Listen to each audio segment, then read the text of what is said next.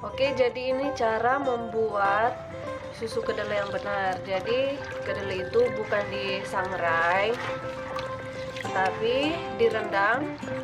Jadi sama seperti kita akan buat tempe atau tahu. Jadi direndam dulu kedelainya. Setelah itu kita kupas, keluarkan kulitnya. Seperti ini.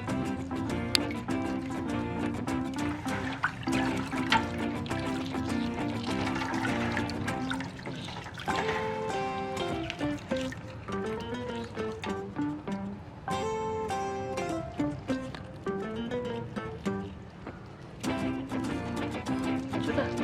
Dan setelah semua kulitnya keluar, kita akan pisahkan biji dengan kulit.